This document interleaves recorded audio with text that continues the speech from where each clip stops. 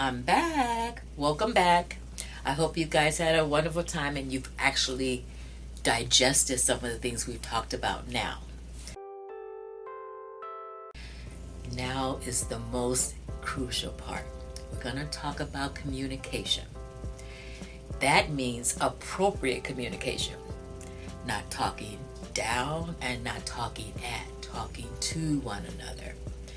A lot of times we get emotional and we get into a situation where we're very high as far as how we're reacting, and it's a crucial part, and we have no clue as to what we're going to say. We just start saying things. Words hurt. Okay, not only from the adolescent to you, but also from you to the adolescent. You guys have to learn how to set the tone. A lot of times arguing and having situations when there's heated is not a good time to talk. It's quite all right to tell your child, okay, I think we better address this at a different time because emotions are really high and neither one of us want to say anything that we may regret. But the key is, if you put that on hold, come back to it. Because a lot of times what you do is everything seems to be okay and the adolescents seem to be fine, so you don't pick it up again. But guess what? It doesn't go anywhere. It just gets stuffed. And sooner or later, it's going to come out, and it's going to be about things that happened 2 years ago, 1 year ago, 6 months ago, and you're not going to be able to solve anything because you're going to be kind of all over the place. So when you're talking, both sides needs to be able to hear the other side. And you can't do that if you're up here.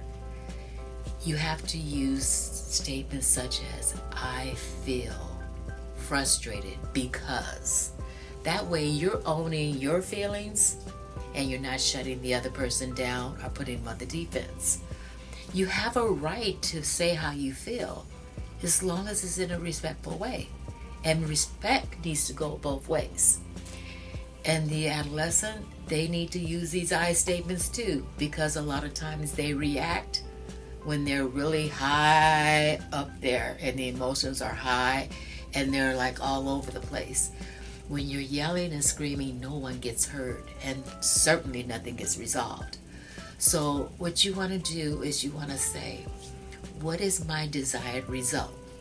What do I want to get out of this conversation?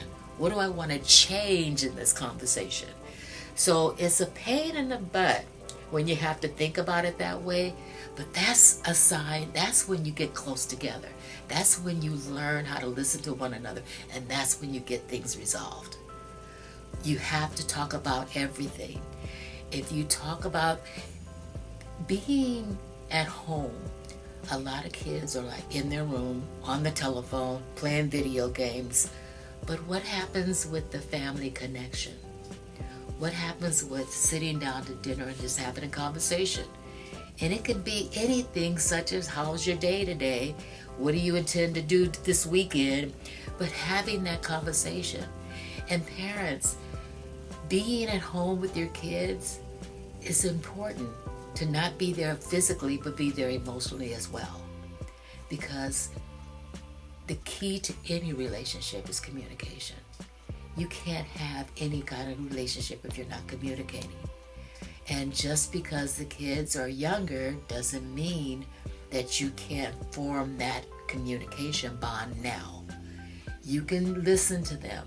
You can tell them that, hey, I hear what you're saying, but I disagree, and this is why. Because then you're giving them an explanation. You're just not cutting them off at the knees. You're giving them an explanation. And for the kids, it's really good for them to say, can I talk to you? And you say, sure.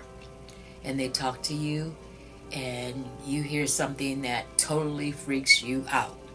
And that can be like, my friends, my so-called friends, are talking about me behind my back. And they're saying things about me. I can't tell you how many times adolescents have told me that they have issues with trust. And one of the things that trust starts and how it forms is in the home.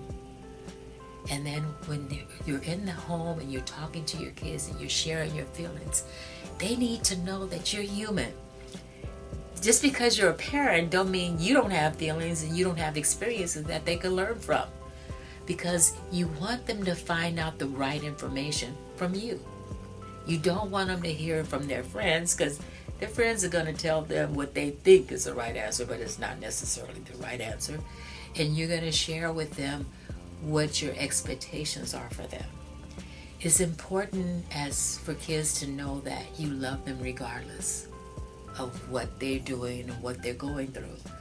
That's a given. You may get disappointed in them, but you never stop loving them. I believe that the most visible form of unconditional love is from a parent to a child. But how many kids really feel that? How did you feel it when you were growing up? Sometimes it's hard to give someone something that you haven't experienced. And just because you haven't experienced it and because you feel uncomfortable with it doesn't mean it can't happen. Sometimes when we learn things and we grow, we're very uncomfortable. But at least it's getting in. You can't expect your kids to come to you and share with you when they're experiencing something that could be a real problem. If they can't, that dialogue has never been developed. You have never had that this way.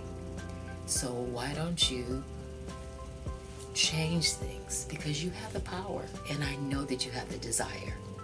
Change things. Start talking to your child. Start listening to your child. And they will reciprocate, because they'll want to hear what you have to say. And it's okay to share your fears. I mean, just because you're the adult doesn't mean that you don't have any fears. And just because you're an adult doesn't mean you have all the answers. But you're doing a great job as a parent. You have to listen to them. You have to hug them. You have to tell them that you care no matter what. But be honest. Let's take this up next time. Bye.